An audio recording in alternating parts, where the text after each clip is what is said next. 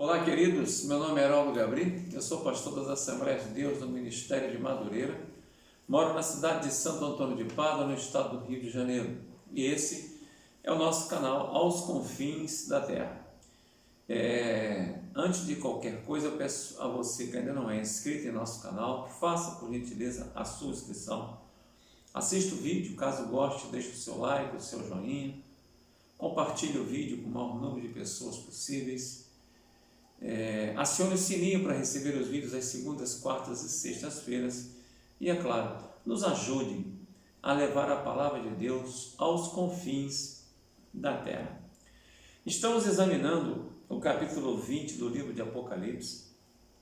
Estamos falando sobre o governo milenial de Cristo na terra.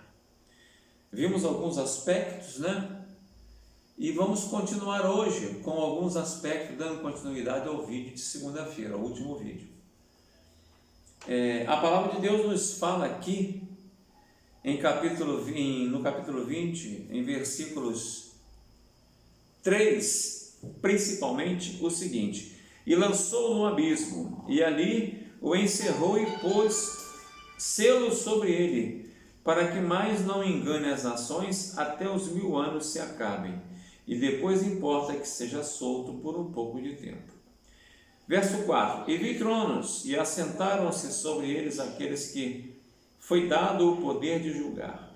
E vi as almas daqueles que foram degolados pelo testemunho de Jesus e pela palavra de Deus, e que não adoraram a besta nem a sua imagem, e não receberam o sinal na testa nem nas mãos, e viveram e reinaram com Cristo durante 1000 anos. Mas os outros mortos não reviveram até que os 1000 anos se acabaram. Essa é a primeira ressurreição. Bem-aventurado e santo aquele que tem parte na primeira ressurreição. Sobre estes não tem poder na segunda morte, mas serão sacerdotes de Deus e de Cristo e reinarão com ele 1000 anos. Fomos até o verso de número 6. Queridos, outro aspecto do governo milenial é que o milênio será um governo teocrático. Ou seja, será uma teocracia. Teo, Deus, cracia, governo, Cristo reinará diretamente através de seus representantes. A profecia inicial disto está lá em Gênesis 49, de número 10. Deixa eu ver se eu acho rapidamente. Gênesis 49, 10 nos diz o seguinte: o cetro não se arredará de Judá, nem o legislador dentre seus pés, até que venha Siló, e a ele se congregarão os povos. Todos os povos se congregarão aos pés do Senhor. A forma de governo será um governo teocrático. Forma de governo no milênio. Como dissemos, o milênio será uma teocracia. Todos os reinos do mundo estarão sob o senhorio de Cristo. Vamos falar bem claro.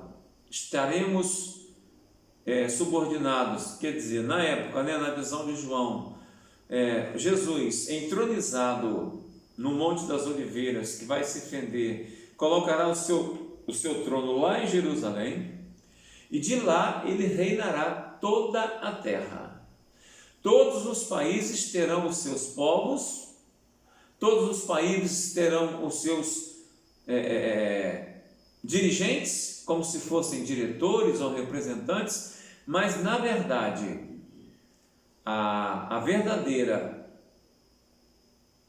o verdadeiro regimento, o verdadeiro querer, a verdadeira lei, tudo partirá do governo de Cristo na terra, lá em Jerusalém. A gente vê também cumprir-se-á a plenitude, e é o que diz Filipenses 2, 10 e 11, para que ao nome de Jesus se dobre todo o joelho nos céus, na terra e debaixo da terra, e toda língua confesse que Jesus Cristo é Senhor, para a glória de Deus Pai. Nesse dia, conheceremos a letra e a música da canção dos reis da terra, cujo relato e tema estão nos Salmos 1, 3, 8, de número 138, versos 4 e 5. Todos os reis e chefes de estado, sem exceção, entoarão esse cântico. Os Salmos 72, 8 a 11, descreve as glórias desse reino universal e teocrático de Cristo. Veja bem, para muitas pessoas isso é quase impossível. Mas a palavra de Deus diz que tudo se resume em uma palavra: fé. Sem fé é impossível agradar a Deus. É pela fé que tudo se forma, que tudo se cria, que tudo foi feito, foi pela fé. Eu estou aqui pela fé. Você está nos assistindo pela fé. E o que João viu foi justamente o desenrolar da história da humanidade, desde o momento que ele foi arrebatado até o finalzinho do capítulo 22 de Apocalipse. Com o estabelecimento do governo milenial na Terra, findará toda e qualquer supremacia e predominância de nações, com exceção da nação de Israel. O Senhor será rei sobre toda a terra naquele dia. Um só será o Senhor e um só será seu nome. Zacarias 14, 9. A igreja integrará a administração de Cristo. 1 Coríntios 6, 2, Apocalipse 2, 26 e 27. Todavia, o milênio será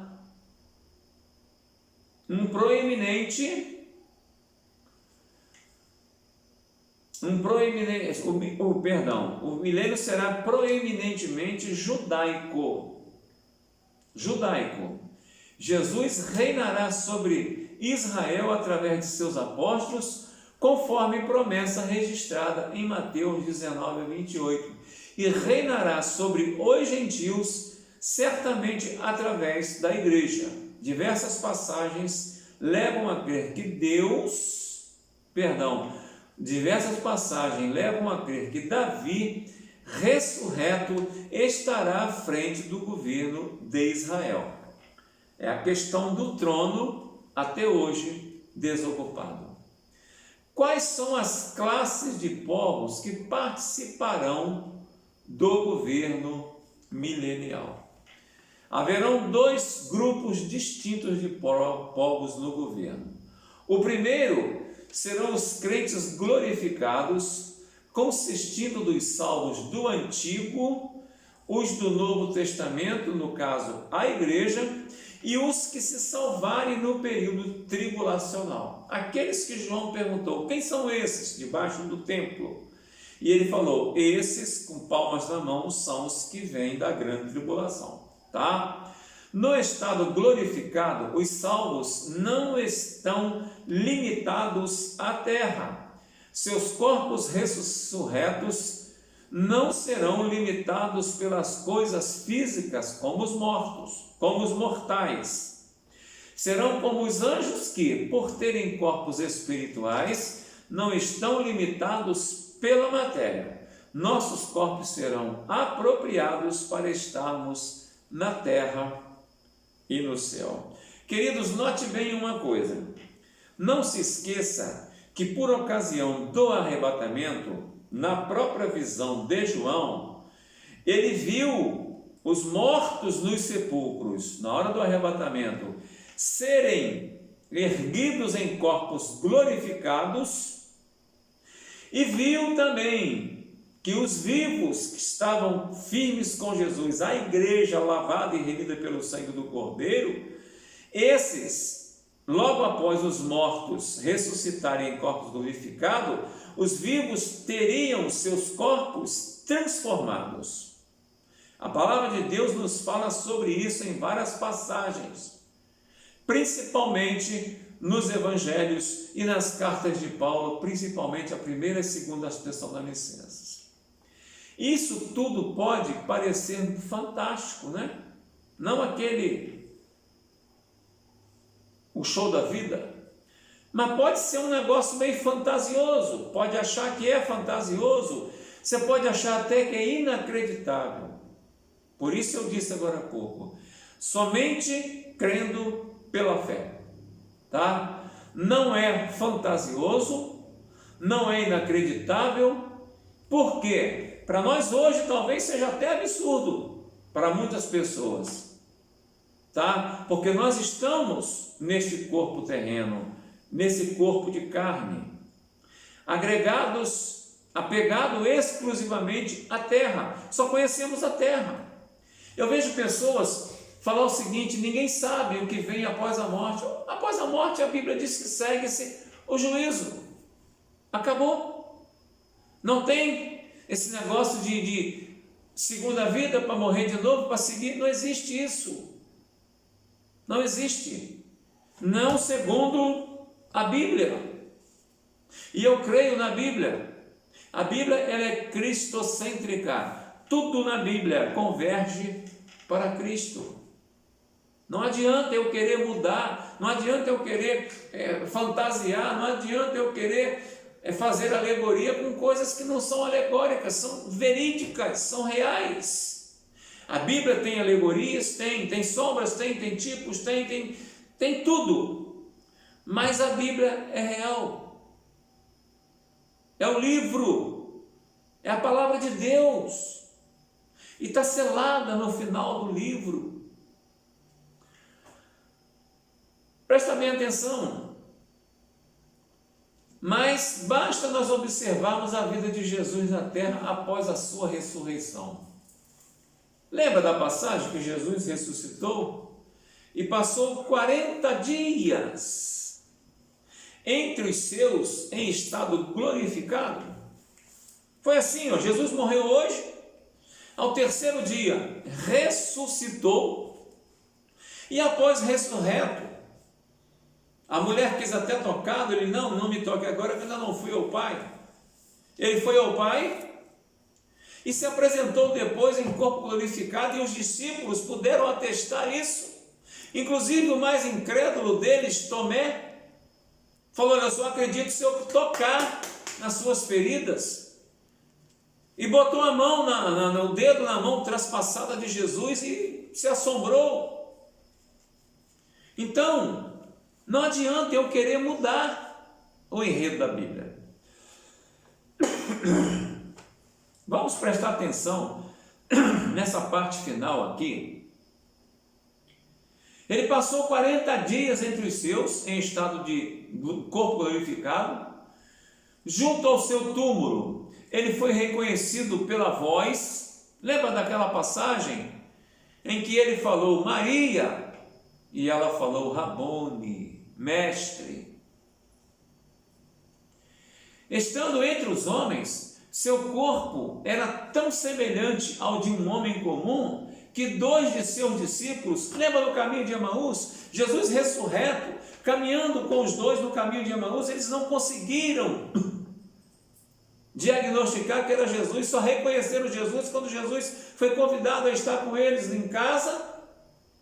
Ele se deixou levar à casa deles, e lá Jesus, ao partir o pão, eles os reconheceu. O que eu vou duvidar mais? Olha só, ele desapareceu de vez na presença deles, ressurreto. Ele estava lá na praia da Galileia, no mar da Galileia, um monte de pessoas em volta, e todos viram Jesus largando as areias, e começou a subir, e ficaram estupefatos, desesperados, sem saber o que fazer. E aí duas entidades do céu apareceram e falaram assim: varões galileus, por que vocês estão olhando para o alto?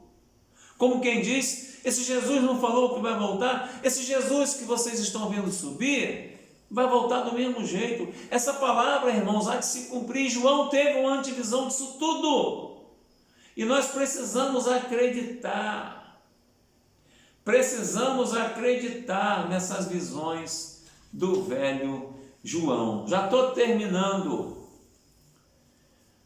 Os povos naturais em estado físico são uma outra casta de pessoas que viverão no milênio, vivendo na terra, a saber, judeus salvos saídos da tribulação, gentios poupados no julgamento das nações e o povo nascido durante o próprio milênio. 1000 anos vai nascer muita gente. 1000 anos vai nascer muita gente, vai morrer muita gente, porém ninguém vai morrer antes de 120 anos. Os que morrerem antes de 120 anos terão algum problema. Porque a vida será 120 anos no milênio. Tudo será muito equacionado, convergindo tudo para Jesus. Olha só, nós estamos aqui, o Senhor está no céu. Em espírito o Senhor está aqui, mas olha como o Senhor controla tudo isso. Agora imagine o Senhor aqui na terra, entronizado lá em Jerusalém, regendo essa terra. Tudo vai ser maravilhoso. O templo milenar será construído na terra. A descrição completa do templo que estará construído durante o milênio, que será construído durante o milênio, encontra-se nos capítulos 40 a 44 do livro de Ezequiel. Eu não posso ficar abrindo, procure ler. Nesse tempo, a cidade de Jerusalém estará muito ampliada. Jeremias 31, 38 a 40, Salmo 102, 16. Da descrição do templo milenar, não consta a arca, porque a presença daquele a quem a arca representava torna-se desnecessária. Nesse tempo a arca não estará presente. Por quê? No passado a arca representava a presença de Deus. A arca era a presença de Deus. Nesse tempo a presença de Deus estará corpórea na terra. O Senhor Jesus julgará a terra e fará essas coisas, acontecer. No próximos vídeos nós vamos falar sobre o milênio em relação a Israel. Note bem, Israel é a menina dos olhos de Deus. Eu não estou aqui falando da nação física de Israel, não. Estou falando aqui da nação peculiar, do povo peculiar de Deus. Não se esqueça, uma igreja vai ser arrebatada, um povo será tirado dessa terra, mas esse povo tem que estar com o nome escrito no livro da vida. Como é que está a sua vida? Você já recebeu Jesus? Você já confessou a Jesus? Para que você possa desfrutar dos prazeres que serão vindos na época futura? Que Deus te abençoe em nome de Jesus. Eu creio nessa palavra. Você pode crer?